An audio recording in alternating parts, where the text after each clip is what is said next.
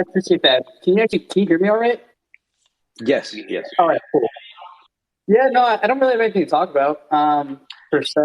Um, I know this is your guys' space, so, you guys want to do No. whatever you want to do. And, Tell us about fatherhood.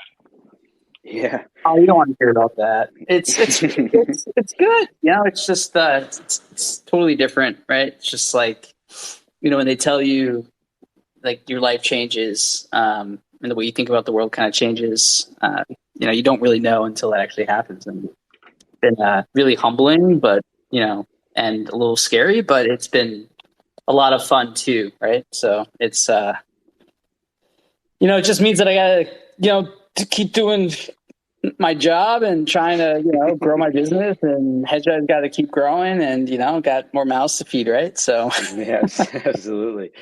That's the welcome to the club, Freebird. yeah. Google going down 4.5% in a day. Good job, Leslie. I mean, that's oh man, brutal. It's just they go for the generals last, right? Like, and now they're going after the mega caps that have actually held in there. So it's probably not too surprising given the year that Google had. The only difference is that, like, surprisingly, like, everything else went up on multiple expansion. It's now coming down on a lot of multiple compression as earnings also come down. Google, for what it's worth, I mean, it's a massive fundamental earnings revision. The multiple hasn't really gone too much, but I get it. Growth is slowing. Window, right? Google's also in a blackout window for the buyback, is it? I think so. Yeah, usually. But I mean, down 4.5%. That's it's more than a buyback. It's just it's peak grossing, right? I mean, it's just it's got to be the most crowded hedge fund long out there. I should have listened to you. Wasn't quite double. About Google. Yeah, it wasn't quite double volume, but it was on a lot of volume too, Andrew. So that was, I was tempted at the end of the day, and I basically bought an affiliate, very small, like 50 basis points, that has Google. Obviously, has a big holding, but I did not step into the to the full, I guess, full exposure, I guess. I tucked in a few others, right, to make sure that I wasn't completely a moron. I gotta check my email. I'm not sure what the trend line is on Google, but I mean, momentum's clearly slowed, right? I mean, it's trading at the same level that it was in September. I think Q4, I talked about on the call this morning, like Q4, I think was really good for them. But that's like a relative comment, right? Like, the reality is that, growth is going to slow, and it's quite possible that, given the leverage that we saw, or the operating leverage that we saw this year, that trend's going to reverse a little bit across the space, right? So the problem is, like, not only are revenue estimates probably too high, but the magnitude of the slowdown is probably going to catch a lot of these guys off guard, and they ramped up expenses. That's what we saw with Twitter, which is why they're so operating, banged on the operating line. So those numbers are going to come down a little bit more, and so it's just like a double whammy, right? What's kind of, I guess, what's the sort of bull case from here? And because I know, obviously, from a comp standpoint, it's tricky, but they take over. I mean, they take over the world more than they already have. No, I mean, look, they've totally revitalized search. They have Android, Chrome. So much data that they're very well insulated from, like, anything that Apple does.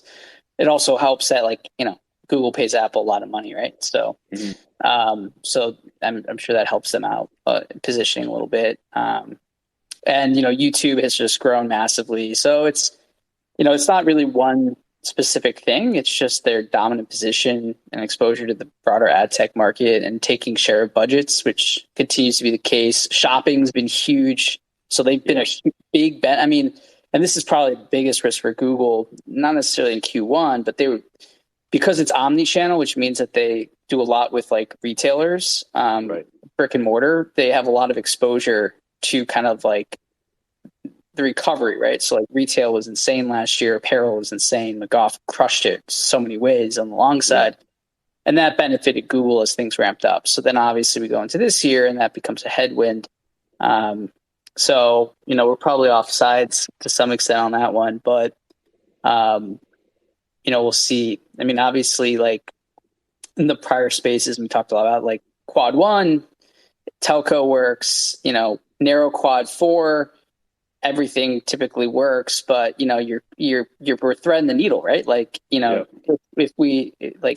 the wind blows in the wrong direction, right, we're going to deeper quad four, and then we have Q quad, four and Q2, like higher probability. So like that's why telco is like really interesting, right? Because it was down into year end, and like it's either quad one or quad four, and telco works. So we probably should be a little bit more aggressive with T-Mobile. AT&T's obviously been ripping here. They were at a conference today. They sounded really good. But it's still tough in my space. I mean, I'd look forward to coming on one of these things and saying like the coast is clear, but it's just like, every day I say it's a dumpster fire, and then the sector goes down like another 10%. So we'll see. Yeah, I mean, T-Mobile definitely. Sorry, go ahead. Apologies, Mike. No problem. I was just going to ask, is T-Mobile your number one best idea in a quad four? Honestly, if you want a name that backtests really well in quad four and you want to lean into, it's probably going to be Verizon. Verizon first, AT&T second. That's just kind of always been my go-to. Because it's just the longest price history, and it tends to just do really well. It's a classic defensive, high dividend name, counter-cyclical in many ways, although this cycle has been weird coming out of COVID. So usually those names start to do really well on a relative basis. So you're not going to get rich, right? Like it's not going to go up 50%. Right. But, you Mike, could already see I think T-Mobile probably would work better in this shallow quad one, narrow quad four environment, because it's a bit growthier, right? So that type of name is going to likely do better than the Verizons or the AT&Ts. It's more traditional defensive, high quality kind of names, right? I would agree with that. I mean, if we're going in so like in deep quad four, like when shit's going to hit the fan, you know what I mean? Like, yeah, buy defensives, but you can buy it's not just Verizon, right? Like everything correlates. You go into factor mode and you buy like utilities, right? Utilities, anything with kind of yieldy goes up. But yeah, I agree. Like if it's like this hybrid type situation where growth can still be pretty good, like T-Mobile, T-Mobile can work. And the valuation is starting to look pretty attractive, and we put it in our daily brief today, but like if this Sprint churn issue that's been like a big overhang, which I think has actually benefited AT&T numbers, kind of resolves, then you could possibly see their sub trends improve, and we can be back to the races here for T-Mo. But I think that's a right factor assessment on every day to the fundamentals. I front ran you by a day, Andrew. I stepped into T-Mobile yesterday, so it was I know. good. It was one of a few things that was green on the screen. yeah. But yeah, any kind of interesting things around Facebook, because I know that's kind of also in your wheelhouse. Or Netflix keeps looking like an absolute dog. I know Leslie's been impressed with that one short side. Oh my god, down 4%. Yeah, no, it's. Yeah. Again, I'm not trying to lean into you about like the years. Oh, dude, Netflix, no. I'm not, dude. I trust me. I'm not getting defensive. Like I honestly, like I used to, when I was like first started this, like you're wrong. You take it personally. Like I just don't care. Like I care because I want to be right, but like, I'm not letting my like feelings get in the way. Like, yeah, no, it's been a dog. But I kind of know why. Facebook, I mean, it's also like the same thing. Like it's the pricing data came in a little bit better. I think they're taking back market share away from Pinterest and Snapchat, probably to some extent Twitter. But like, I gotta tell you, like TikTok is just, I wish they were public. Like that thing is just, they're killing it. And, that's going to be kind of a net negative for Facebook. And, the comps are still pretty tough. Like, they benefited a lot from like these stimulus checks. And then I know that they're like the consumer is still in good shape, right? Like I understand that.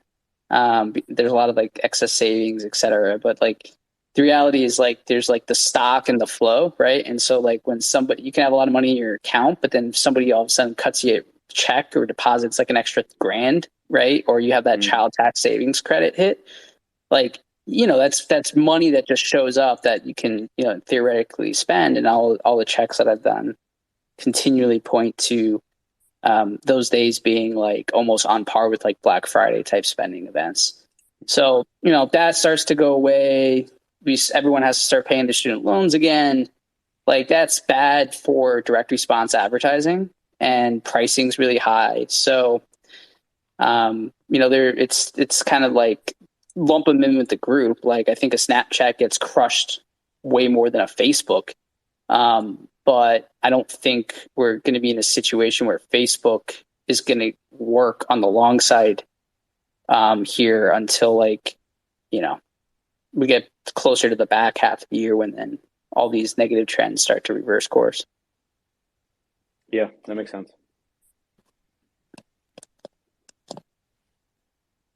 Anyway. Yeah. Any other questions out there from the gallery and then you can just let's go on. Chat.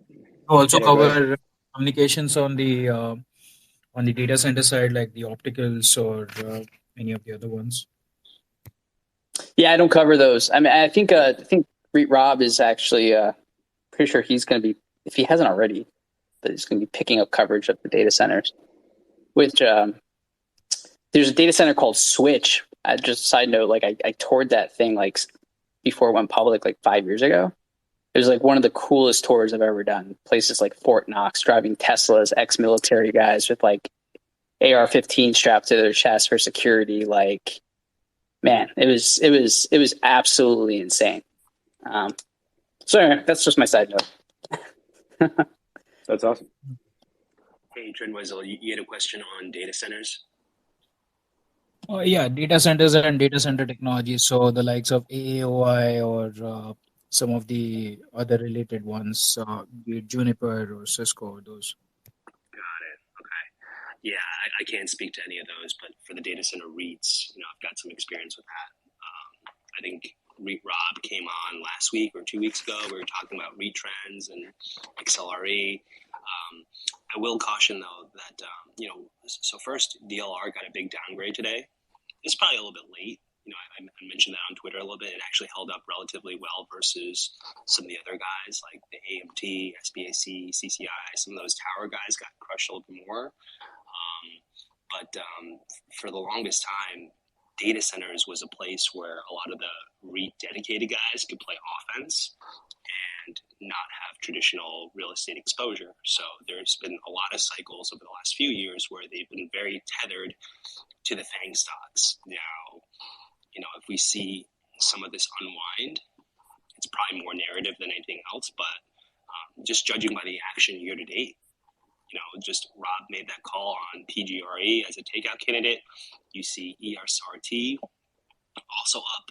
Some of this is dead cat bouncing, but within the REIT dedicated crowd, a lot of these secular winners, certainly I think, a data center company probably doesn't look as good as an industrial company. Just thinking about the relative, the large cap S&P type names. So if you follow any of those REITs, there's probably, I don't know if there's more downside risk, but certainly there's more correlation to the tech companies that they host than a traditional, landlord collecting rents on a 5 or 10 year basis. Got it. Thanks.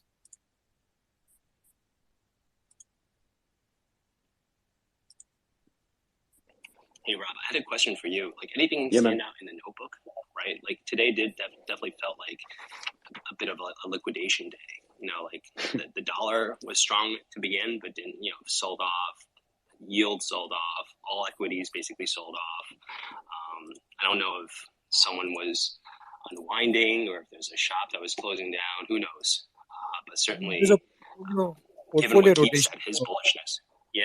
Well, I don't know, right? Because if it was a clear quad 4 rotation, or if it was a clear rotation, you would have seen a preference for certain equities. But even in the morning with OVX, getting back into the 40s, energy was up 2-3%. So if it was, I don't know how many of you guys followed Derek Sale, 42 Macro, right? But he made some really interesting points. If this was the beginning of that final leg down into deep quad 4, some of the market behaviors didn't quite confirm that. I think, when you look at 1 month, kind of convergence of some of these reflation trades, and I don't know, right? I'm not the expert, but some of this stuff, it definitely felt like a panic sell post FOMC, and just Keith is bullish incrementally. He put all those buys up there, and there's something funky about this afternoon. So I can't quite put my finger on it, but I don't think we had any liquidation today, at least based on flows or whatever. I think it was purely portfolio factor changing. So when I say portfolio flows, I meant the portfolio factor altering by active portfolio managers. Not passives don't have much to do, right? But they just follow the flows. But the active portfolio managers tend to actively look at some of their exposures as we have a ramp up in the interest rate. The companies with cash flows which are nearer and solid and big in numbers are much more preferred. So, for instance, just take a look at the holdings in this ETF called ZIG, ZIG, and also the ETF called DGROW, Dividend Growth. They had much shallower drawdowns, relatively speaking. So those are the kind of tickers that folks were getting into if they're not completely getting out of the stocks, if they're not completely altering their stock bond equation. Also, folks are doing portfolio rotation from domestic to international. Yeah, so those, sorry, Chirp, just 1 second. Hey, Chirp, can you mute yourself 1 second? Yeah, perfect. So just for those in terms of the replay, guys, sorry to repeat, but that was at Trend Wizzo. So that's WHIZO, Trend Wizzo. He's a great follow. Actually, I didn't realize I wasn't following you, so I apologize. So I did that tonight. You're on my timeline all the time, so it's clearly we have similar counterparties here. But yes, and so just to repeat, that was DGRO, dividend growth, and then what was the first one again, Trend? ZIG, ZIG, ZIG. Perfect. Yeah. Thank you. Yeah, awesome, man. And yeah, I mean, I was just going to say that I saw Keith. So Jimmy, to your point, I think X2DA4 just shared this. Keith just shared about 15 minutes ago that he's got 10-to-1 upside in his in his basically SPY revamped VASP signaling process, right? So I mean, he's definitely seeing that this is episodic, non-trending. We're at the top end of his range, right, at 1973. It obviously went above this morning's range of 1928. I mean, he was talking about that throughout the macro show today in terms of, the investable bucket, right, and that kind of thing. But, if you're looking at volatility across the board, I didn't really step in. As I said, I didn't step in much into the close. I kind of really wanted to see how things open up tomorrow because to your point, I mean, I'm seeing, Vixen, finishing, didn't really back off of the high. You got the VVIX up towards 119. You got OVX at 44.5. You've got RVX trended higher, right? I mean, the Russell got smacked around as well. So you got bonds that were up. Dollar was up, right? I think it kind of closed, pulled off a little bit into the close. But, you just saw that correlation happen, right? Basically at 2 o'clock, the minutes came out and the dollar ramped significantly, and just the entire kind of correlated market, which again, Keith mentioned this morning about the correlation, specifically to gold this morning, but you can see it across the board in the PowerPoint deck. 0.6 per 0.6 basically for the other assets in terms of SPX and CRB, etc. Gold is at an 81 basis point, negative correlation to the dollar. So those all things to me, when I saw that dollar ramp, again, I thought it was pretty silly that folks were, making this reaction at 2 o'clock, and that the volatility was starting to kind of get juiced up there going into kind of around 130, what have you. It was getting a little frothy. But most of my buys today were actually kind of ahead of that, because I didn't really expect the minutes to be, to provide the chop and the opportunity. I mean, in hindsight, I should have waited, but I bought stuff like, again, I mean, Cube was a great opportunity here, right out of the gate in the morning. But I was kind of buying those REITs a little bit more in treasuries, right? Kind of at the end of the day, and then China. I took the opportunity today on this sell-off in KBA in particular. I mean, that thing went right up my list in terms of like gross exposure. And so again, Keith mentioned this morning, right? It was China might be a good spot here to take a stab. He needs a few other things to kind of keep corroborating that signal, and he prefers, Australia. I think he said, well, not I think, I know he said, because I wrote it down. He prefers Australia, and that Japan was overbought, right? So that to me, I'm thinking more around, away from this chop, right? Like I just. I don't really have any emotions today. Like, yeah, I mean, Google is off 4.5%, Tesla's down huge, whatever. Like, to me, this is, everything is just coming off of the top end of the range, right? I mean, or at least pretty darn close to it. We were hitting all-time highs going into the year end. I think you had some, again, you can talk all the narratives all you want, but you probably had, you definitely had some passive income, passive flows come in at the end of, basically, which was Friday, the 31st, right? A lot of those things came through.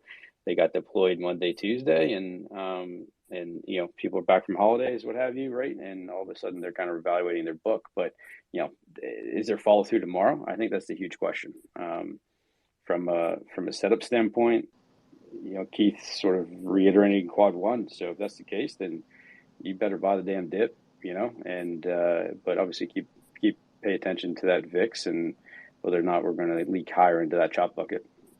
Hey, Robert, what did you think was the reason why 2 p.m. was such a shock? Was it the fact that quantitative tightening, in March was a possibility? Do you think that the ADP kind of set up the day also to be a little bit hawkish because it was so much stronger than was expected? Yeah, I think kind of both those things, right? In terms of, I mean, obviously you get to actually read the minutes, right? Not everybody's paying attention to the actual meeting. What was that, 2 weeks ago, whatever, or 3 weeks ago, maybe.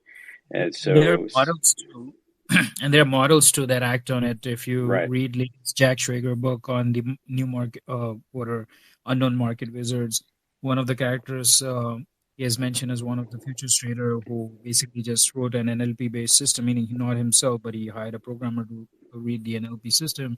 That if the minutes say this, then do this.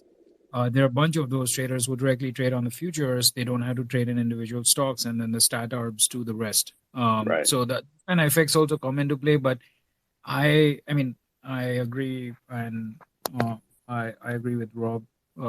I simply put in a bunch of my specific kind of orders to take advantage of the volatility. One of the trades that I do is I sell 10 delta Google put verticals covered by 1 delta put. So 10-1 is a great combination. It's sure short free money for you in these kind of situations, especially when GWIX goes about 30. Those are kind of trades I love to do. In addition to, waiting, like he said, and if the turnaround happens, then even going ahead and buying directly the stock. Yeah. And again, I mean, so the special situations, right? Isn't that's your handle, I believe. And yes, I know your real name, Jay. But some people like to follow you after the fact, right, or that kind of thing. So, but yeah, special situations is Jay. But yeah, I mean, obviously we've got the NFP coming out, right? Non-farm payrolls coming out on Friday too, right? So, it could just be a bit of a read through across the board here, and yeah, I mean, I don't really think. Again, obviously the huge outlier, and Keith has been talking about this for probably a month now, really, is, does Jay Powell, P.E. Powell, does he, redo his mistake that he did going into, in 2018, right? In terms of tightening into a quad four. And that's the big question mark in my humble opinion. And I don't think that the minutes really made anything clear. It's obviously going to be, I think it's going to be what it's going to be, right? When they do make that decision. But obviously seeing that in terms of the notes in March, I don't really think that comes to fruition, but they got to kind of, talk about it, because I mean, the 2-year yield is at, well, I mean, where did it close? It, obviously the risk range is 67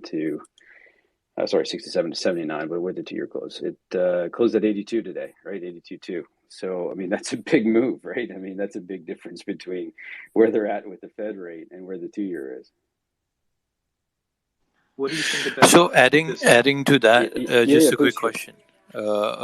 Basically, he was talking about in the morning, right? Like, don't focus too much on just buying bonds, buy rate sensitive kind of stuff, right? So out of that, like Gavin and other side, or you as well, what do you guys see has the strongest signal? Like, REITs have stronger signal, or healthcare has stronger signal, like, or Yes. what So, other rate sensitive have better signal? sure. You sent me that question, and I think I kind of misunderstood what you were getting at in terms of basically selling the bond exposure now and then rotating into equities. What he was alluding to on the macro show today is that don't get tied to bonds, right? He was just reiterating the fact that bonds right now in his portfolio is like a trade, right? They're massively oversold or overbought, however you want to think about it. And he was sitting on a shit ton of cash going into like basically the holidays, and so he saw that the 10-year kept going up to the top end of the range, and obviously now it's blown through that. But that's kind of the thought process there, because in quad one, which is what he's calling for and continues to talk about, right? In quad one and Q1, and you want to be long equities, right? You want to be long, you just straight up want to be long equities. That's the best performing asset, and that's what Gavin alluded to, I believe, last week and the week before. Right? Is like, guys, don't get too tied down on your bonds, right? They're a player. I think, Gavin even said this last night, right, on your thing. They're a player on the field, but they're not number one, right? Asset allocation wise, equities remain the top asset allocation. And I think, Chirp, that's what Keith was really just reiterating, right? Is that if you get an opportunity in the bond proxies, right? So like XLRE, ITB, XLP, whatever, XLU, right? Those kind of proxies.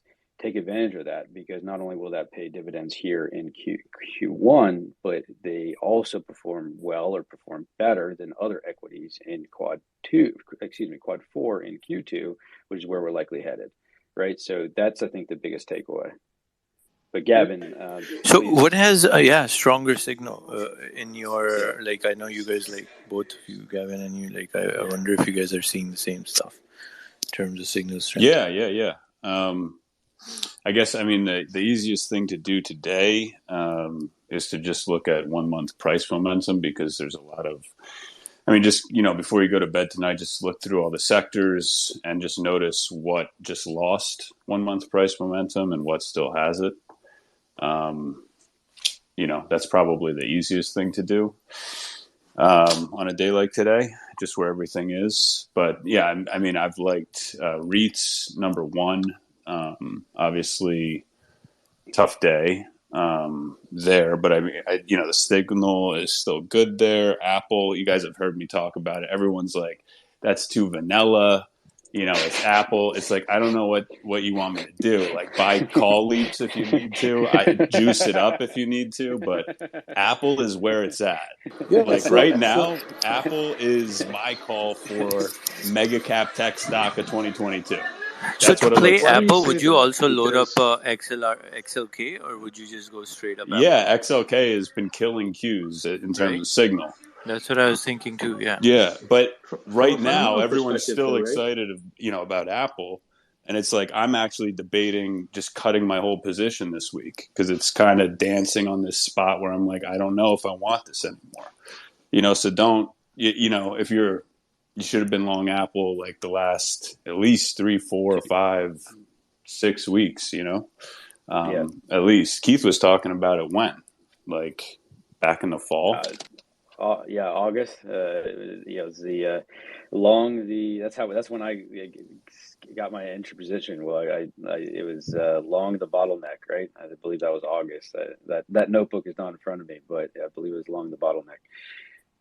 And do you guys see healthcare as a strong signal as well? Like, I know he's choosing pink, I but mean, XLV so seems sure, like it's strong. in terms of strongest signals, I mean, XLPs, the consumer staples is your strongest signal right now.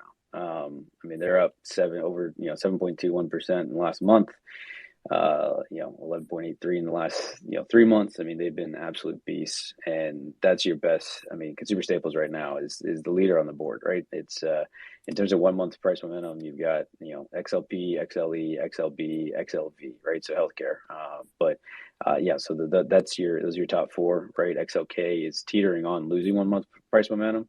So I just, to Gavin's point, I mean, Apple's kind of teetering. You got a lot of this tech that's teetering, right? So, this could be a great buying opportunity. But I really need to see that Vixen and Vixen in particular for the Qs, right? I need to see that Vixen behave a lot better. It moved a lot earlier than, and I think this is, I'm not going to have Leslie speak because she's fighting the vid, but I think this was something that she saw, right? Is kind of going into the close yesterday. You saw kind of the Vixen kind of pop up a little bit, and and NASDAQ was. It kind of popped up throughout the day, right? The morning, and then the triple Qs just weren't really weren't acting great, right? They didn't have a lot of conviction in terms of to the upside, and so I would just be very, very cognizant of your volatility indexes and the underlying components there. Well, I guess I would just say, go ahead. Go ahead, Gavin. Yeah. Gavin, go ahead, man. Go, Mike. No, go. You want to rock, paper, scissors? This is getting awkward now. Do you want to keep talking? I was just going to comment on what Rob was saying. If the signals are not strong enough, or you're waiting for the Vixen, what is Keith looking at? He put the Qs on RTA, right? So is he just stretching the signal? I mean, that's what I'm kind of trying to figure out. What are you looking at differently than what he's looking at? I mean, obviously, you don't have the same signals. I was going to say the same thing right there. I mean, I know that I know we can continue to keep track of what we keep track of, but we still don't have his signal. I mean, he was very explicit in his RTA that, hey, he'd even be buying SPYs if that's what you do. Yeah.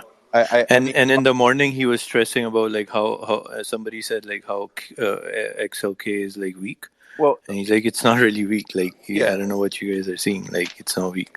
Yeah. So I mean, I know I apologize. I missed the first 20 some odd minutes of it, but if this vol spike didn't happen to the top end of the risk ranges in a day, would we really be talking about this? I mean, I don't know. I mean, right now, risk ranges and the bands expand, right? So, top of the risk range on the VIX today was what, 19 and change? Yep, 1928. Yep, 1928. So we were a little bit above that on the straight VIX, and none of us know what the Vixen is nor Russell Vol is because that's not published, right? So if things didn't jump, and it's not if you look at fractal range MFR, their top of the range got hit by a Vixen as well. It just stopped right near there. Okay, so 20 years, yeah. So I every one of us, well, the handful of us that talk in the same in a group during the course of the day, we all kind of, I don't want to say we felt it, but everybody had a sense that we were headed for a bit of a vol spike. Volatility was heading towards the low end of the range. It kept pressing lower. You were kind of bound for a vol spike, right? So that's what we got. That's the quintessential sit there without emotion and execute. I now obviously I could be wrong, right? But I executed all afternoon. I was talking to Mike, on a little sidebar, and we were chatting back and forth, but there were 10, 15-minute interludes that we weren't talking, because I was buying more Qs and I was buying more SPYs. I was buying more XLK. I was buying ITB. I was buying XLRE. You know, I initiated a position in XLU because I've missed it, right? But if you look year over year, it really hasn't done a ton. So, you know, I'm as much as I don't want to buy it because it's not near the low end of the range. If I bought a little bit, so be it. I got a ton of cash to buy more still. So I guess my question to everybody, and if I missed it, I apologize, but are we second guessing the top ends of the range? Are we second guessing quad 4 or quad 1, shallow quad 4, everything goes up? Are we thinking that this is anything other than just people freaking out because they're macro tourists, which gave us all an opportunity to do something today? Did I miss that early part where people are either nervous or people are either just, hey, let's roll and let's execute? Can I just say I was a little late to this, Chad, and I haven't participated too much, but I don't participate in RTAs either. I really just watched the macro show, and I was a little surprised to hear you guys talking up, I guess, the mega cap techs a little bit, like as opposed to like leading more with healthcare and utilities and REITs. Like That's what I was thinking. Yeah, why so much focus? I'm huge in like XLRE and XOV. And like that's what I think is stronger. I love right now that I wouldn't be surprised to hear Keith bang on, because I never hear Tom Tobin speak about it, is CVS, and to take a little bit of like a Mike Green slant to that stock. They just enacted a buyback, and so it's like that's the new incremental buyer that hasn't been there for like 5 years, and it was green today, and it's been running, and I wouldn't be surprised to see Keith one of these days just come out and say the signal on this thing is crazy, and my analyst doesn't cover it, so I'm going to jump on that if anybody just wants a heads up. But what's whose biggest position? CVS is my biggest position, has been since the summer, and just a quick curveball. I mean, what do you guys think? I mean, the yield curve was going up well before today. I mean, think about it. Omicron, you know, in the end could be a good thing, but the supply chain, the zero COVID policy in Hong Kong and China, more bottlenecks could mean more short-term issues and, you know, more pressure on Powell. You could have a situation where he's forced to act, and we saw it in this today. He's forced to act, and, you know, today's move was warranted. It wasn't, you know, a one-day thing. What is your view on that? Well, if I'm going speculation, back to, man. if I'm going back to, I think Robert was suggesting it, or Robert was saying it, it's not a function of all big cap tech. I was also, like I said, I bought the crap out of XLRE, ITB, and a handful of other names, and I initiated in Utes. I think it's purely the difference between are we straddling how much of a straddle are you straddling quad 1 and quad 4? Like I right.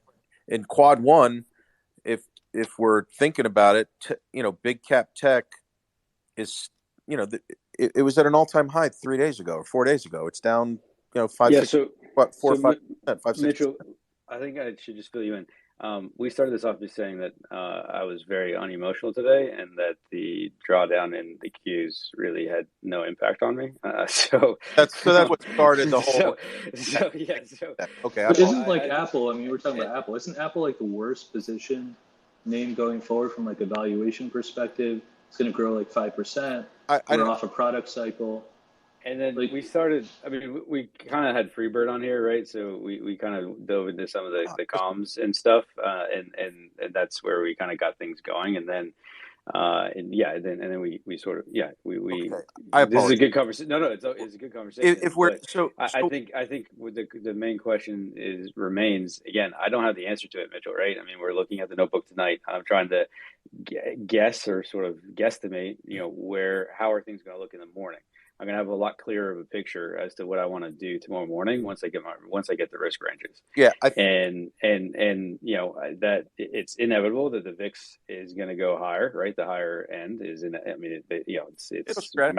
it's mathematically impossible. It's going to go back, high end is going to go into the chop bucket. So we do have to be realistic. Yes, I understand that coach is has 12 longs on, 11 longs on right now. And he's fully, net long, and he's seeing 10-to-1 upside. I get that. And I want to be long equities myself. But at the same time, I also have to try to factor in what can also possibly, what other factors do we need to be paying attention to? Because, we had a similar situation happening going into December 17th, only, 3 weeks ago. And, we got, VIX was at 34 on December 3rd or whatever, right? So, again, I'm not saying we're going back to VIX 34, but, I am very happy to be buying the dip. I plan to be buying the dip. But at this point in time, the prior players are not where I want to be. And so, REITs is where I want to be. Utes, I'm not picking up Utes yet. But, I think similar to you. I bought some China today. I bought gold today. I bought a bunch of stuff today. But if you kind of look, the U.S. dollar, the U.S. dollar to 10-year, the yield curve, obviously, right, and then all the volatility. It's like the volatility to me doesn't appear like it's going to peel back immediately tomorrow morning, but I could be completely wrong. Jimmy, you've been raising your hand for a while. Yeah, just to stay on topic, a couple of you guys mentioned prior to today and yesterday, XLK it's been making higher lows. It's probably one of the strongest signals, right? The top end of the range is 179. So, for me today was buy the dip. I am curious to see how short of a leash Keith has on some of his calls, right? If we do get back into the chop bucket, he might take some profits if we get a little bounce tomorrow and he doesn't like something that he sees, right?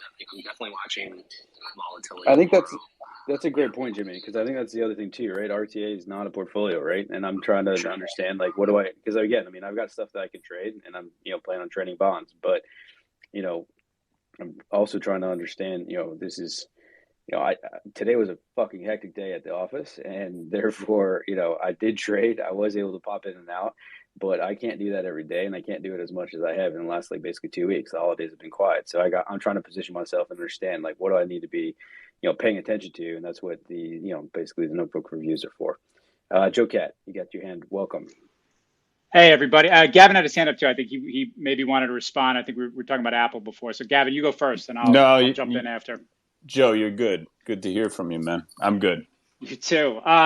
Just to keep it in the realm of the notebook and things that we're seeing. Not that it was necessarily a shift in the low end of the risk range for SPY over the course of a day, but over the course of the last, call it 2 to 3 to 4 days, big higher low in SPY. And I'm going back and looking at, when was the last time we saw something like that and saw the market almost fall to meet it, right? So there was a big higher low, big change in SPY in October after that crash was over. And I think call it a crash, but after the correction was over. But that was really the risk range is kind of catching up to meet where the market was going. SPY had already been ripping. You had your buying opportunity before that. So I'm going back even further, and I'm looking, and I see something really similar setup-wise all the way back in March of last year, where the low end of Keith's range was at call it 37.66 thereabouts, while SPY was probing the top end of its range. This was back when we were almost going to break 4,000, and we kept trying to get close to 4,000, right? Then he had a big higher low into the 3,800 range, and the low end of the SPY risk range just kind of sat there, and it almost kind of caught SPY like a glove. Like SPY came right down to his risk range into, I think it was the following week. I'm looking back at notes. It was Thursday, March 25th and that was the best day you could have bought SPY since that date. SPY hasn't traded there since then.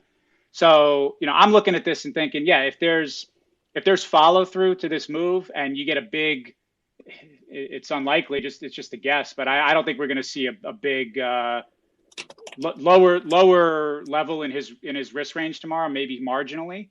Depends on what the futures do. But if the risk range kind of And sits even if we around here do, and sorry. and even if we do, I think the odds will just become higher. Right now, they are 10 Yeah, is to 1. exactly. They'll Because become higher 50. highs are still higher, right? And to add to what Joe is talking about, Darius mentioned something similar too. He said this is like similar situation in terms of how dispersion analysis is going to October 2020 and September 2021. So if you look at that, those were like big drops right before like a huge rally into Yeah. June end could be That's like an a interesting play. point. Joe, did you finish your point, Joe? That's I, an interesting point, though. Yeah, I mean, it was really just to take it back to the ranges themselves.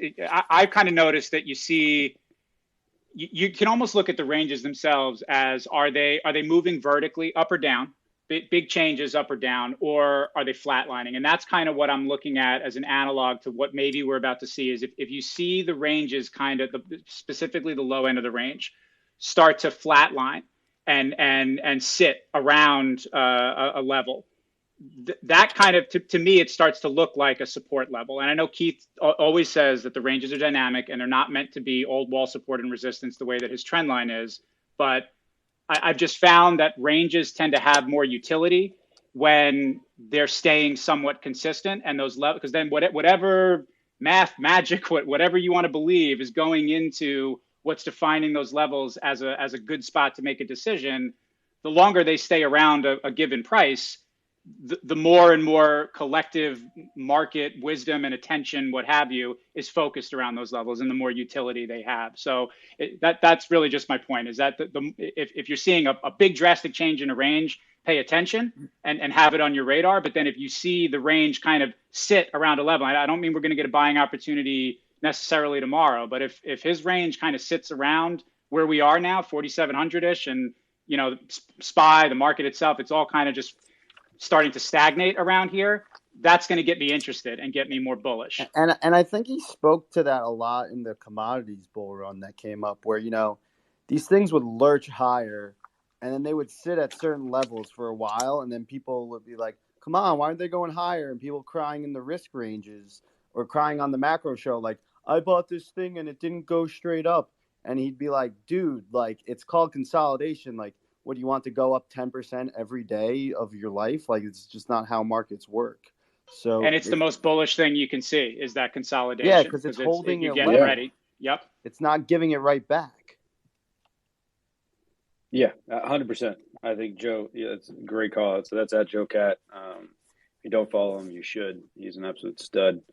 And yeah, I mean, to your point, Joe Cat, to have the low end in the SPX at 45.86 on Monday, then go to 46.45 yesterday, and then up to 46.90, and it closed at 4,700.58 today, right? In terms of the actual market itself, it's pretty special. And I think that does widen a hair. And again, listen, I am. Please don't confuse me for being bearish. I want to get long as fuck equities, but I also have learned over time that patience is a virtue, and therefore, not only with both a 3 and 5 year old, but also just with markets, and therefore, I suspect if we get more sell tomorrow, I'll be buying some, and then if we get a real big ramp down on Friday. Oftentimes these things take like 3 days to sort of work themselves out, and that's when I'll get really, really bulled up. Gavin, go ahead, buddy. Yeah, I was just going to make a couple of simple points. I'm not Please. sure how long I can stay on, but just some context. We're 3 days into the year, and SPY is down 1.4%, right? And then TLT is down 3.68% for the year so far. I think I tweeted this out recently. Both of those two ETFs were only down together 6 weeks, where they both were negative return for the week. Only 6 times in 2021. It only happened 2 weeks consecutively, right? So I guess what I'm saying is that the way we've started off is not typical, And when stocks and bonds go down together like this, and if they were to keep going down together, like that's when stuff starts to break. So, the way it looks to me so far is that, we're like 5 weeks after, the post the vol spike, right? And so why did the VIX, start to move higher today? Because there was no volatility in the market. So it just came in, because there was an opportunity for it to come in. I don't know why, but here it is. Not really like a big, what did the VIX close at? Like 19 something? 1973. Yep. It's like, okay, and so like for me, I'm just watching how we start the year, and it just looks, I don't have anything to back this up, but the way things are moving, it just looks like people are trying to get settled. It's almost like, before the movie comes on in the movie theater and people are like rustling around and like opening candy and like trying to get comfortable. It just seems like we're trying to figure it out, so great trivia about, you got the trivia going, Yeah. What was Kevin Hart's first movie? Yeah, exactly. So no, but Freebird mentioned this. I think you guys were going back and forth a little bit yesterday on this, right, Kevin? About sort of the consultants sitting in the room going into year end Q4. So yeah, maybe expand on that a hair. Andrew, do you have anything to? Yeah. How's your cycle going with the baby? Are you still? No, with us? no, it's good. Yeah, I don't really have anything to add to that. I mean, it's just okay. The beginning of the year dynamics are always interesting in that respect, right? Like, it's. I feel like the first 2 or 3 days is always like a head fake, right? To some extent. But yeah, I mean, look, for those who maybe didn't see that tweet, like it was basically, I spent 4 years on an institutional consulting firm. So we advised like endowments, foundations, insurance, general accounts, pension funds. And it's always an interesting like dynamic with the board because like they're hiring you as the consultant to manage the asset allocation, across equities and fixed income and hedge funds and all that stuff. And you go in like, usually in December to these board meetings and you make your recommendations for the year, for the following year. And part of it's self-preservation, right? And so, and also like the board members are sophisticated, but they're not always like investment, like sophisticated when it comes to investing. Like they might be like a COO or, somebody who's like high up in a religious organization, things like that. Mm-hmm. And, they glob onto these headlines like inflation and they see all these things. So it's an easy sell to say, hey, why don't we take our fixed income exposure down, after this year, given the inflation concerns. And, maybe that's part of it impacting, TLT and also why we saw kind of some strength in equities to kind of start the year. And those flows are kind of like ending, right? And so now we're selling off. But that was basically it. I mean, that was the gist of it. It's, it's just a narrative, right? But I mean, like, it's how asset allocation, it's just how that side works. Right. There's a lot of dynamics out there that factor into, where factors are, what factors are being added to certain asset allocations, what, sectors, what countries, right? Where folks are headed and why. I mean, it's not surprising, in my humble opinion, that China's off. Basically in the last week or start the year because of that. Very similar situation, right? It was an absolute dog throughout 2021, and folks are like, there's China risk. Don't know what the. Anyway, we don't need to get into the politics, but just there's the risk, right? And not knowing that there's the rate of change is there to have a very positive potential outcome throughout the first half and potentially, the back half of 2022 for China. But that's a whole nother question or a whole nother topic of discussion. Yeah. Well, Gavin, I thought your comment about like, starting this year off kind of, almost like we did 2021, even though the setup's the exact opposite. I thought that was, pretty spot on. I mean, I guess in the last couple of days, the only difference is that like these like mid cap growth names are getting slaughtered, but in terms of rates and some of these cyclicals, like outperforming. That was definitely something that surprised me too. Yeah, that just came out of what, reading your tweet, and I'm just looking at it, and it wasn't every market, like I think I said in the tweet, but just so many things were reminding me of. I mean, it kind of made me want to go back, right? Because January and February were just like last year were just so much fun. Like, remember some of those quad 2 days in February where it was just like pedal down, just amazing conditions. GameStop, AMC ripping. Yeah, but no, it did remind me of that. Jimmy wants to go back. Jimmy wants to go back. His PA might need a time machine.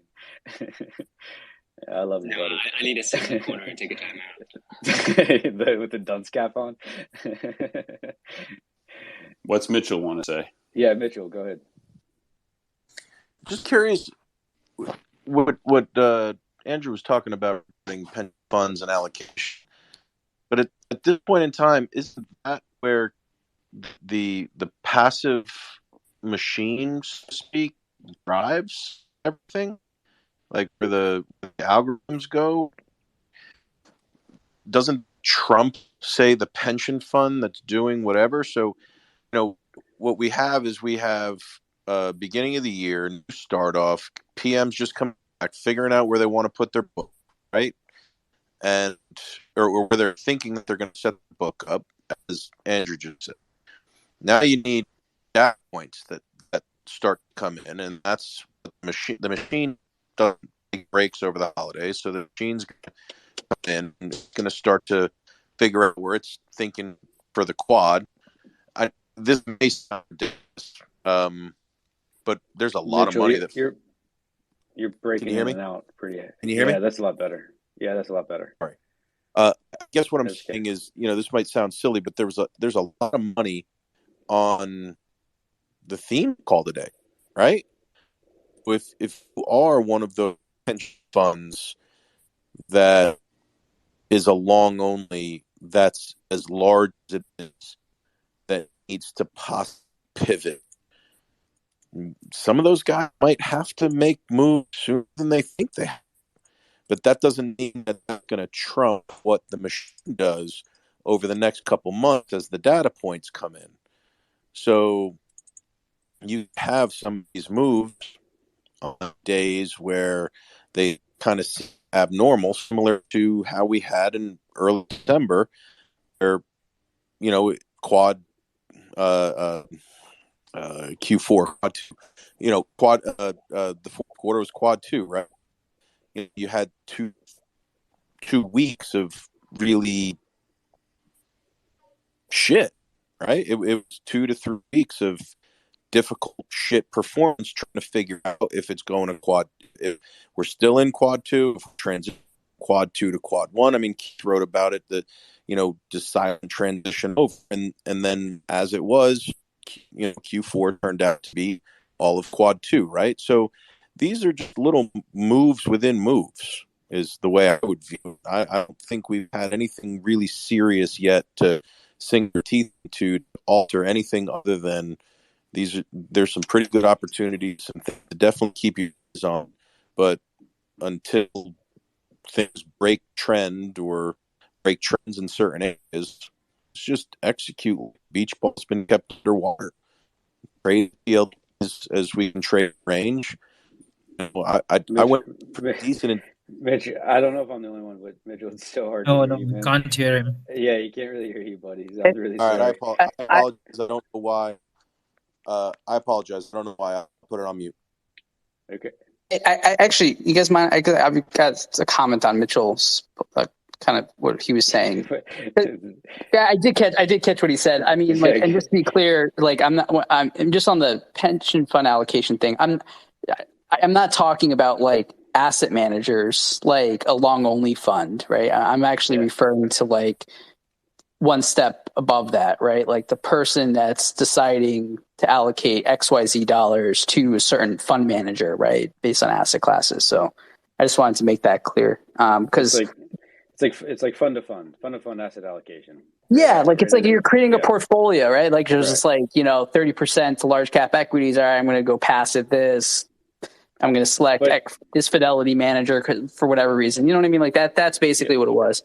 The only other thing I'd say is like, look, I've been a Hedgeye, you guys know, for a long time, and I've seen the quads and I've done the back testing, and like this COVID environment, like this cycle is really nothing like we've seen, at least I've seen, as it relates to kind of like the quads, right? And like historically, and I think it just becomes down to like what happened to kind of like the different parts of the economy during COVID, right? So like we saw this huge digital transformation, right? Benefit a lot of like growth names, and then kill cyclicals, right? So like the out of home trade, and then the reopening trade, right? And it's causing like a lot of names, especially like digital exposed, that would historically like do really well. Like it was really weird for me when Keith was, making kind of like the quad, the quad 2 pivot or like the quad 1 pivot, right? Like in Q4. And I'm like looking at my space and I'm like, yeah, like I hear what you're saying. And, that would typically mean like I should be buying like these growth names because they're going to do really well. But like I just couldn't bring myself to do it because I just saw like the fundamentals were just falling off. Now, if you look back and look at the data, like it confirmed in aggregate, right? So I guess the point I'm trying to make is that, when you're looking at like these macro data points, they're reflecting the macro. They're not necessarily reflecting the mix shift that's going underneath. So there's all these cross currents that are very vicious because of the base effects due to COVID, just driving volatility in these individual sectors and specific stocks. So like, and so like e-com and digital is like almost like in a recession. I don't want to say it's like a recession, but like, like it's definitely not trending in line with like a broader macro acceleration like you would have seen pre-COVID, right? But those that are benefiting are like the cyclicals, right? That's why like XLE is probably like, that's why everyone's like sitting there scratching their head. Like, oh, why is XLE like still holding in there? Well, because, and everything else that is rolling over. Well, it's because we're still like in these easier base effects for, that relative sector. So it just screws with all the back testing. But anyway, that's just my observations. I kind of been thinking about it. Coach could not have been clearer on the macro show this morning saying sell energy, right? He did not say short it, but he said it might be a good spot to short it, right? So I mean, it's Andrew. I mean, you're spot on there, and things are definitely ebbing and flowing, and there's a lot of moving pieces. And Jimmy's brought up in the past, like the extension here of student loan, kind of, that's not forgiveness, but of student loan kind of payments, got pushed out to May. But then I think Mike Taylor mentioned, I saw a tweet of his this morning, I believe it was, around the child care kind of, I don't know what they're officially calling it, but the child care supplement, I guess, right? That's child care tax credit. The tax credit, thank you. Well, it's not the credit. The credit's still there. It's basically the extra $300 a kid. My kids were quite good earners this fall, but that ended at in December. So Mike Taylor said, family of four, that was that adds up to a car payment or what have you, right? So it's definitely these things could impact. We haven't seen the data yet, right? And so to continue to be data dependent and to follow kind of where the puck is going versus where it has been and where it's been for the last week, the last month, what have you, right? It's really important. Yep. Yeah. I mean, it is interesting for sure. And yeah, like I said, it's the cross currents within these individual sectors that is just really, I mean, that's like I said earlier, like McGough crushed it, right? With like in retail, because like you saw all the stimulus in the system, but the resurgence in brick and mortar, right? And then you saw like all the stay-at-home stocks just absolutely get mercy crushed in that environment, when historically, like given those factors of those individual securities, like in the quad environment, they would have all probably done a little bit better or a lot better. It's just really fascinating to watch it all play out. Oh, guys, we got new dad alert here. He's yawning at 9:40. Hey, I'm not a new dad, but I'm the owner at 9:40. Good for you, Mitch. Yeah. All right. Well, I mean, we've talked a lot about kind of notebook general stuff. Why don't we open up to the floor? Maybe another half hour here or so of conversation. We can keep it notebook related. We can keep it obviously, general market related and whatever else. Hey Rob, on whose here. checklist did you bring up? Yeah, that was Turtle Capital, aka Corporate Raider 99. I think there's an underscore in there. So, yeah, Turtle. What'd I say? I think I said. Yeah, so I think it's corporate, isn't it corp underscore Raider 99, I believe.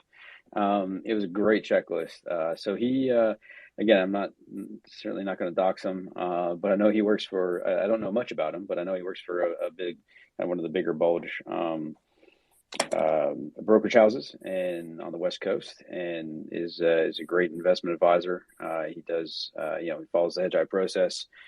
He's been a long time subscriber, I believe, and yeah, so he's come up with that kind of checklist, that sheet that he created, which was awesome. So I definitely had to share that. It was, Turtle, do you want to come on to share what your thought process, how much time you take to go through that every morning?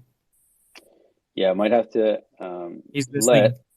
Leslie, do you mind dropping off? Maybe. Sorry, as a speaker, I just don't have enough.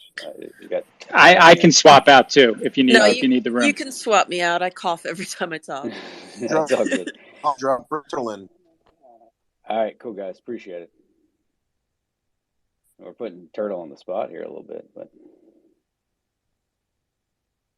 I need one of y'all to drop though. I don't have enough room. There we go. I'll drop. Thanks.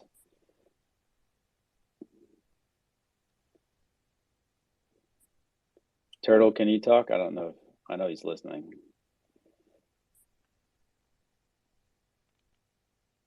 Yeah, if he's not available, that's fine. Yeah, I think he's listening. He might not. He just might be available. But yeah, I mean, Trent, I think maybe Gavin. Gavin? I mean, I can talk to my notebook, but Gavin, I mean, what? Maybe just generally, kind of. Yeah, how much time do you spend? Yeah, the flow in the morning on the notebook. Yeah, it depends, but probably minimum an hour. Just like to fill out the spread in the book. I get, it's a 2-page spread. Yeah, and probably about like an hour and a half at night.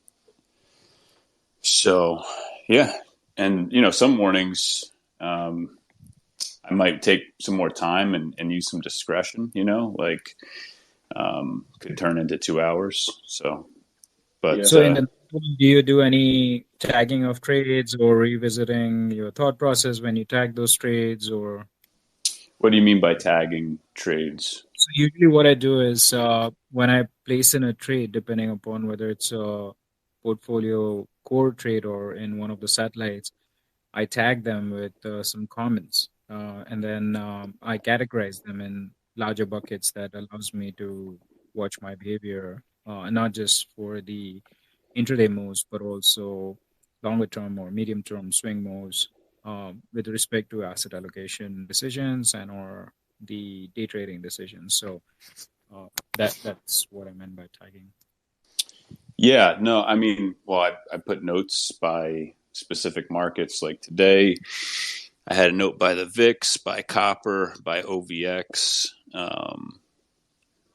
tens and twos, so I mean, I'm just old school, man. Like I just have my notebook. What you do sounds really good.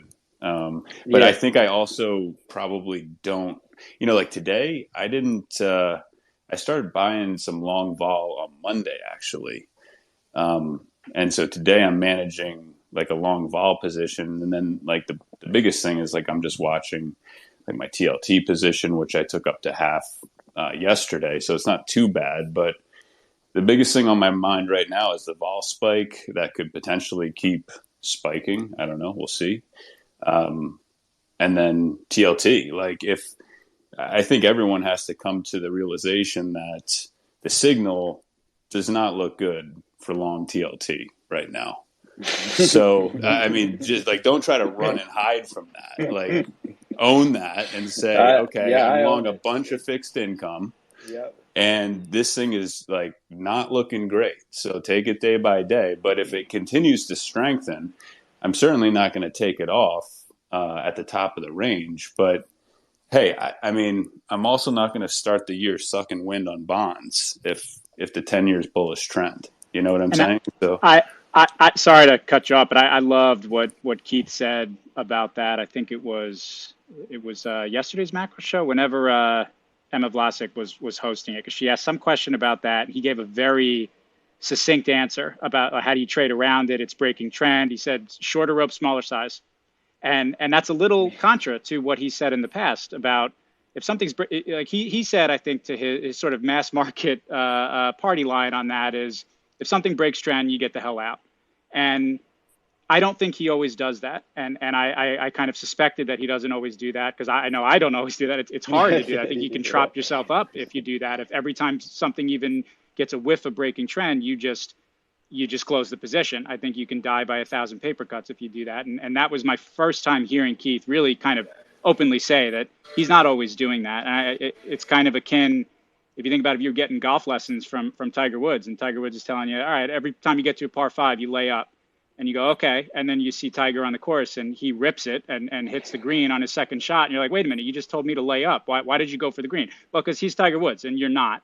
And so that's kind of what you got to remember with some of these ways of playing trend breaks, playing things that are working against you, is there's a way that Keith's going to tell you how to do it, because that's the way the average person should approach it. And that might not always be the way that he's doing it. And that doesn't mean that you have to do it the way he's telling you to do it. You got to have a couple different strategies, a forehand and a backhand, if you will, a long game and a short game, to kind of fit and work those and figure out, what you're going to do in different situations. And that's what I've spent a lot of my time doing, is sort of tweaking that aspect of it. Like, everybody can make money when things are in bullish trend and they're making all-time highs, they're banging the top of the range. You just add to the thing every day, and you open your brokerage account 700 times a day and just see how much richer you are. It's things like TLT now that are painful, because I'm in it, I'm big in it, I don't want to sell it. And so what do you do? And it's a totally different game when you're trying to make money on something that's breaking trend.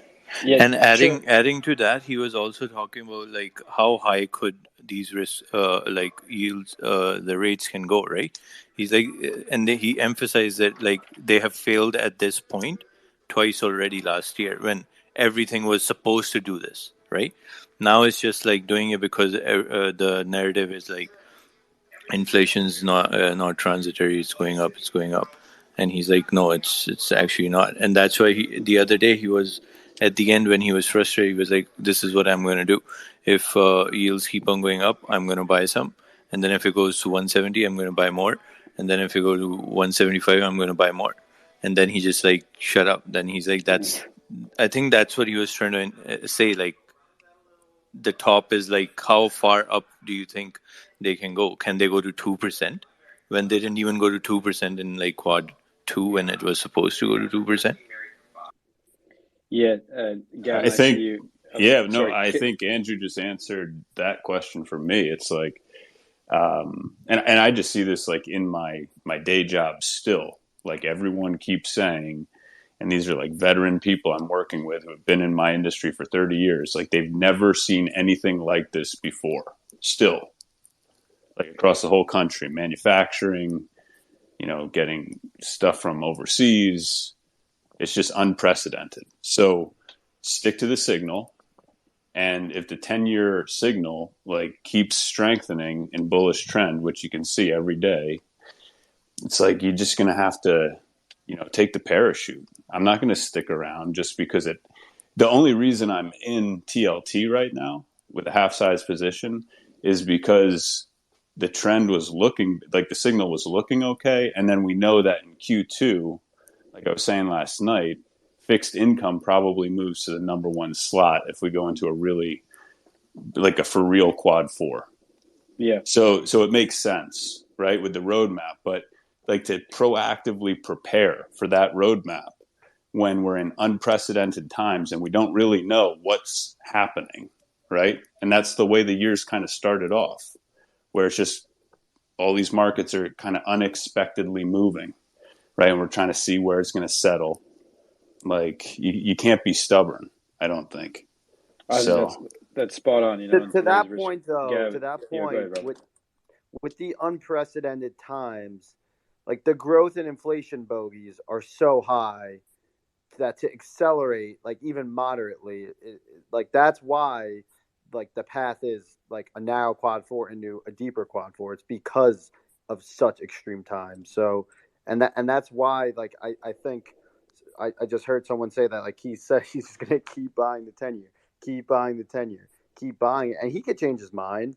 But the reason is because on a rock basis, it seems pretty definitive of what we're gonna see. Like it's gonna be really tough bogey, and like you're saying, is things have been really stagflationary. Like, can they get more stag? Can we see more inflation? Maybe, but we're not going to see more growth, I don't think. Yeah, and adding to that, like he also pointed out. Hold on. Yeah. Go ahead. Actually, go ahead. He also pointed out other things he's seeing. Right, he's like, if 10-year was rising like crazy, that should be killing gold right now. Actually, everything steep, like the curve actually steepened, and gold didn't even drop. It actually went up today after the steepener yesterday, right? And I think yesterday even it didn't drop that much, and it closed the day high, right? Yeah. So that's what he was trying to point out today. He's like, it's like, I mean, that's what I'm seeing, like, based on his explanation, that he's basically trying to reiterate the point that if it didn't go to 2% when he was saying it can go to 2% in quad 2, how can it go to 2% when it's not even quad 2? It's quad 1 or quad 4 more likely, based on the numbers, right? Yeah. So sure. Yeah, good point. And then I think, two things from the notebook, and Charlie Munger's fans or something like that. You were requesting to speak, and I apologize. I tried to let you in. But I'll come back to you. So Charlie, if you want to request that in like 5 minutes, I'll get back to you, buddy.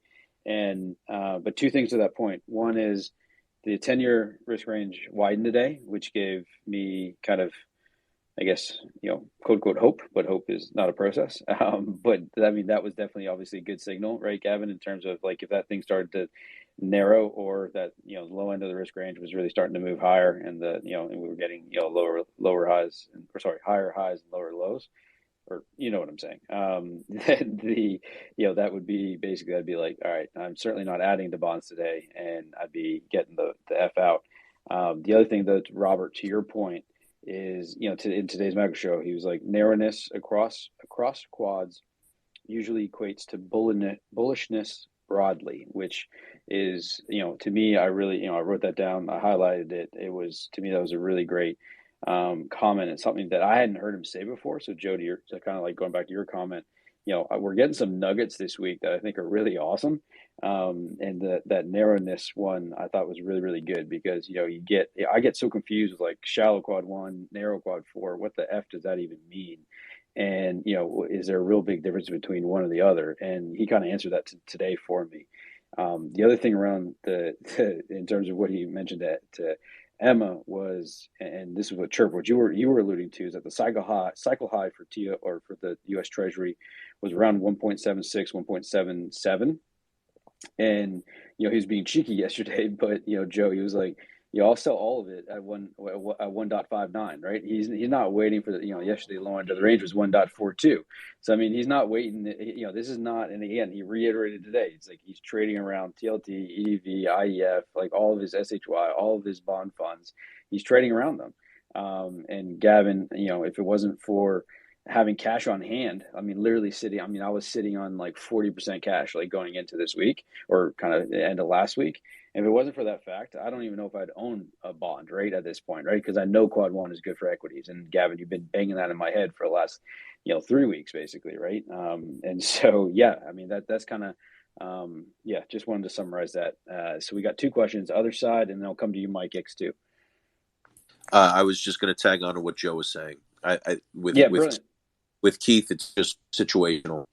and this tags on the chirp, which was also tagging on to what Joe was saying, where the time duration between now and what somebody else was saying, and I apologize, I lost it, but the rate of change is nearly impossible to not be a quad 4 in a handful of months. So that time erosion for him, he's just going to play that top end of the yield and trade around it, just as everybody was saying. So that thought was just onto what Joe was saying, and I thought he was spot on with it.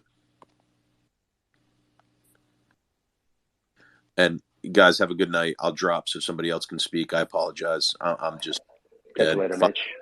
5 a.m. Yeah, thanks for chiming in. Thank you guys for a great evening.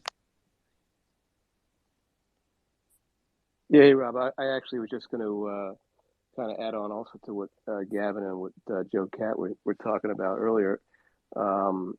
With Keith sort of violating his rules occasionally here and there. I mean, you don't have to look any further than the RTA. He's always talking about cutting losers. Don't let a loser run. But every so often, including right now, he'll have a major loser up there. I mean, Playboy down 20-something% on the RTA. Why is he not cutting it? So I think that's something else. That kind of talks to what you guys were talking about. That situationally. So in kind of like an episodic concept, when he feels it's the right thing to do, he'll bend the rules, his own rules. Yeah, I'd love to just spend 2 minutes to chime in on that. I'm not going to shill Playboy anymore. You guys know I love that stock. I love the company. I'm wearing my sweater right now. I think firstly, Brian McGough That's your afternoon. Nice. Brian has killed it last year. He's been a great partner. He's earned the right, I think, for Keith to maybe have a longer leash. If you listen to his comments about how terrible apparel and how a lot of crap retail names are going to just really take it in quad 4, certainly Playboy is a name whose revenues and EBITDA is accelerating, in real positive numbers. They have 50% gross margins on their business between apparel and licensing, and now they just added Centerfold, which is about 80% gross margin. So, if anything, it's a long short pair. But it's a small company, $900 million. A lot of people that own ARK, own crypto, right? There's a lot of basis risk. So it is what it is. He took his second shot. So I have been surprised, like looking at the way he played cannabis and some of the other, losers last year. He'll get in and out with the one, but I think when people are understanding of the fundamental thesis, how asymmetric it is, and I'm not going to go on a rant about valuations, right? Because the market doesn't care about that. But like when we're in this market where things are teetering or faltering, you have things trading at 30 times sales, all these SaaS companies. Playboy trades at 3 times sales. And this is before Centerfold. There's so many companies. Special Situations is still here. I mean, I follow SPACs closely. There's some that are trading barely above cash, some that are trading at, misunderstood, no natural institutional ownership. Absolutely. I'm going to ride or die. There's no bid. Yeah. There's no buyer because yeah. of SEC changes and rules. Yeah. I mean, you had the warrant change, and now you have, should book equity really be classified as mezz because you can redeem it?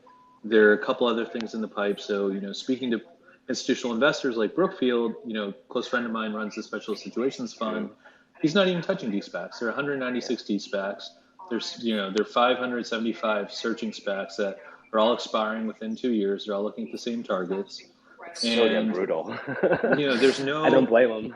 There's no bid for some of these companies, even though they're great companies. You can find de-SPACs that are perfect competitors to public comps like Cano, and they're trading at 30 to 50% discounts to the public non-de-SPAC comps. And I think over 2 years it could be interesting, but in the near term, because there's no institutional bid, I use them as opportunities to short when they spike. Totally. A funny story about Kano. I actually was talking to one of the guys. I was interviewing for the IR gig there. I'm a buy-sider by nature, but I followed the healthcare space for a long time, so that was an interesting opportunity. But yeah, again, between SPACs, small, mid caps, whatever, Playboy's unique, right? Just the volatility has been crazy, 100% eyeball. Let's be patient.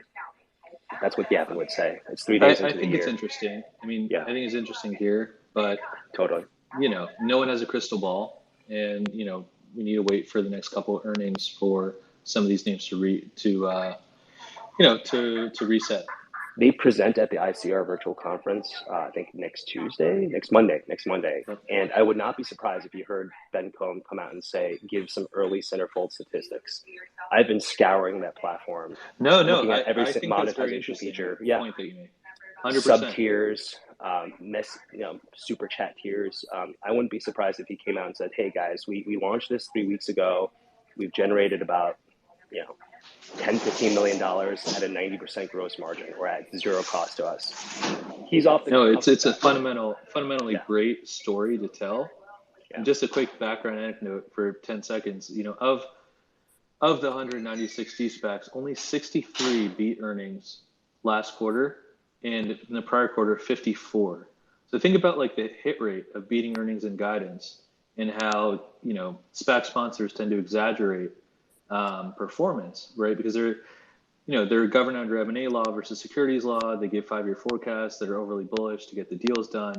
So like the hit rate is really low. So you have to focus on names like Playboy that are beating earnings and have good stories and have reasonable valuations. And those are the only types of de-SPACs I would touch.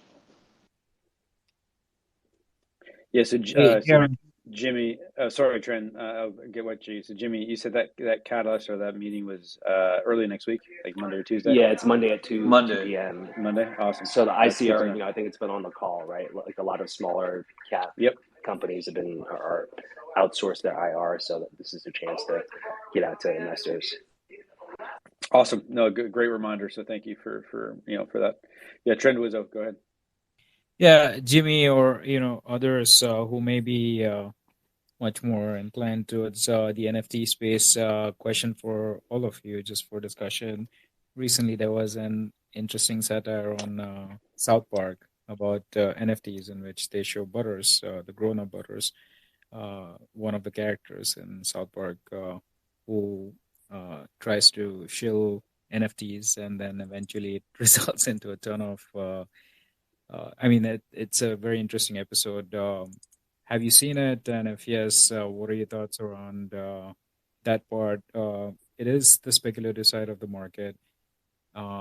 It has not cooled off at all.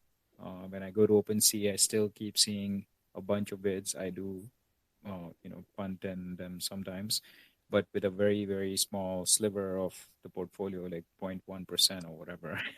But any thoughts on that? Yeah, Gavin, I'll hand it over to you. But then I did just want to say, Jimmy, when you were talking, it did sound like you were watching Playboy. But then then we heard it was the Real Housewives of Orange County. So that's right. Well, this is the show. You got off the hook there. Yeah. It sounded like I sound like you were really for sure. It's a recap. Yeah, exactly. And please don't cancel. He got canceled from CNN. Do you see that? He still owns all of Bravo, but Andy got canceled for the New Year's. Too funny, but yeah, sorry. I just had to make that one comment for everyone. Jimmy was watching Orange County with, I suspect, his wife, or at least, I don't want to say hope, because you can watch whatever bloody thing you want, right? But yeah. Anyway, Gavin, back to NFTs and what we're really here to discuss. And Andrew, I think I see you waving. You can, if you got a question, just give it 1 second. No, I was just going to say I got to run at hard stop at 10. But yeah, NFTs for me, I think I'm really excited from what I see. Robert, we talked to that artist that one night, so I'm still in the process of setting up my wallet the right way. I know is Wasim on here? He's got the profile pic with World of Women, which is a really cool NFT project. If I scroll down, he's on here. He could talk about it. He knows quite a bit. That's from Gary Vee, right? I don't know. I'm not sure. But yeah, I like NFTs a lot. I think it's going to be really interesting. I don't think it's going to cool off. I think it'll stay pretty hot this year. It's been interesting that, Ethereum's a pretty important, cryptocurrency for NFTs, and that's stayed neutral.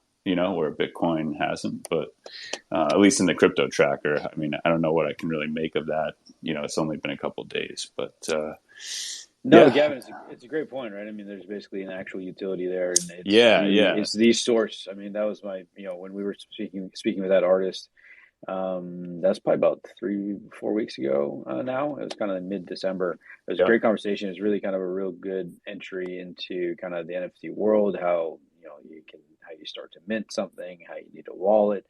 Then you go to OpenSea, right? And everything's basically, it's all bid in ETH. I made the joke about, well, what about my US dollars? And, I think the artist, his name's, is it James? I follow him on Twitter. I'll tweet it out, Jeff. but Jeff, thank you. I knew it was a J something.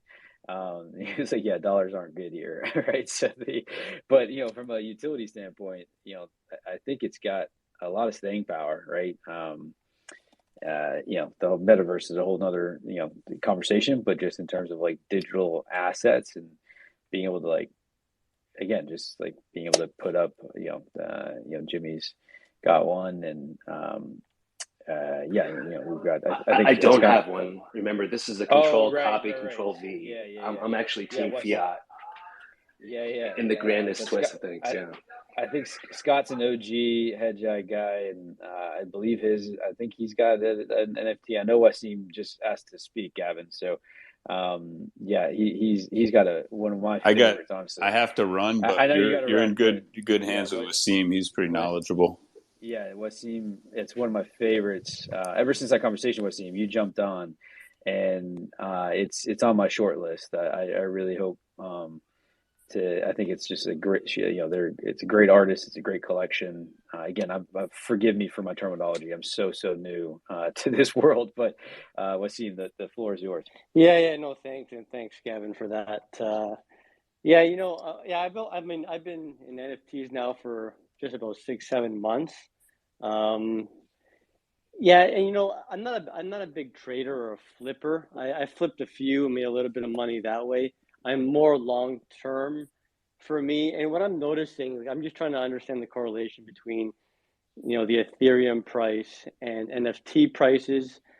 And it is true in some sense that as the Ethereum price is taking somewhat of a beating right now, obviously, prices of NFTs are now going up.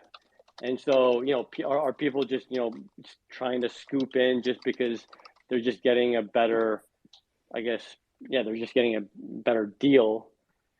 And then as soon as, I see, crypto prices, Bitcoin, Ether kind of pump back up, it's not so fast. The prices won't drop that quickly, but over time, over a 1, 2, 3 week period, I do see prices then weaken. I do see sales come slower. I mean, like just in the last couple of days, like World of Woman has the sales have quadrupled, and same with other projects like Creature World and VFriends and Doodles, all these, the top 10 market cap, I guess.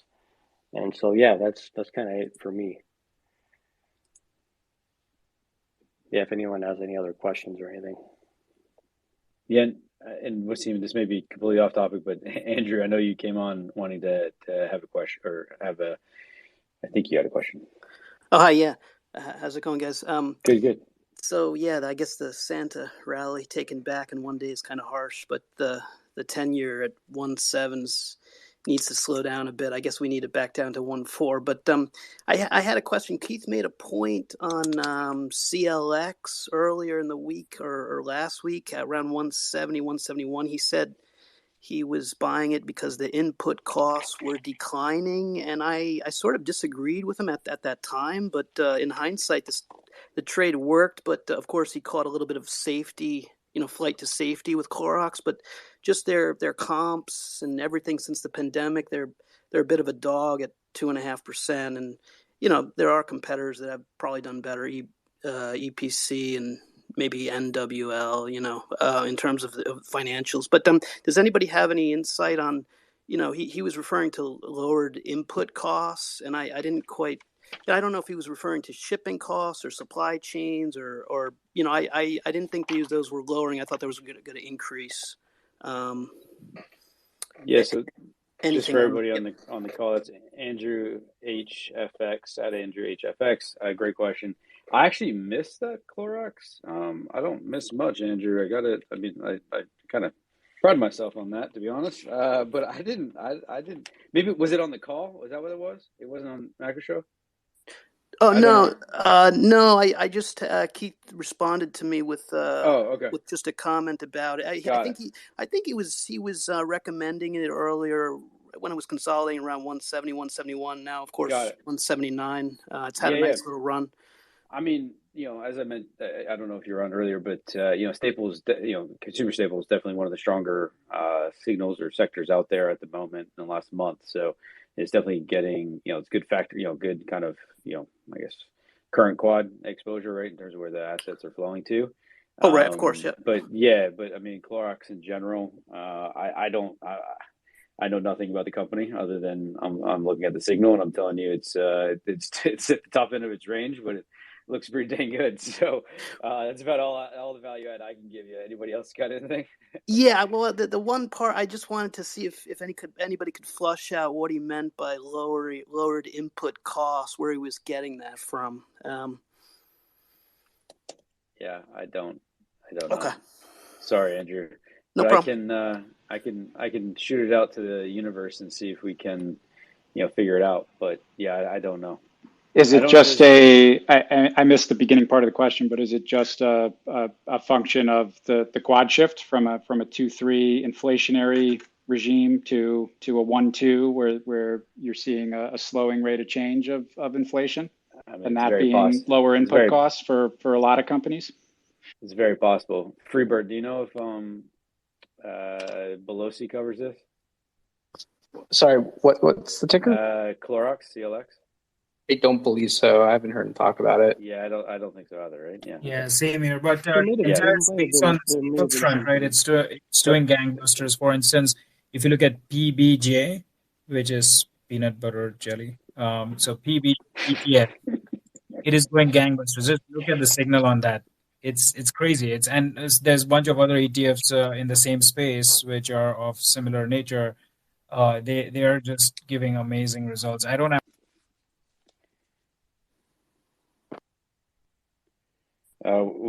Trend, we lost you there, buddy. But PBJ, that was great. So Jay, sorry, man, we lost you. But yep, Mike, while he comes back, what was your comment there, bud? I was trying to look up the slides from the macro theme show, but he may have said something about. He definitely mentioned lower supply costs. Hey, Robert. Yeah, I suspect. Yeah, hey Andrew. Yeah, I suspect, Mike. I think you're right, Andrew. So Joe's likely correct. I just didn't really put two and two together.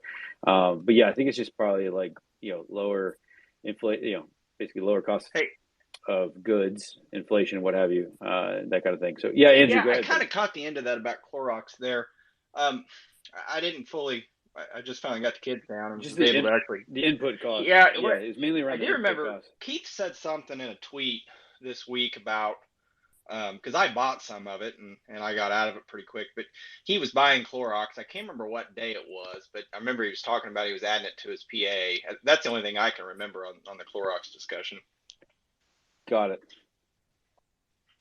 I definitely missed that. I wish I'd gotten some. That's a nice little that's about 3%, 4% in a couple of days in a relatively down market. That would help. But yeah, no. So I don't really have much other than that. And Trend Wiz, are you back? Sorry, man, we kind of just lost you. Or Jay, sorry, Jay. You're on mute though, Jay, if you're talking. Sorry, which Jay? Sorry, not Jay. I apologize, Jay. It's not Jay. Trend Wizzo. I think he's not Jay. He's something else. Trend, are you there? Sorry, special sits.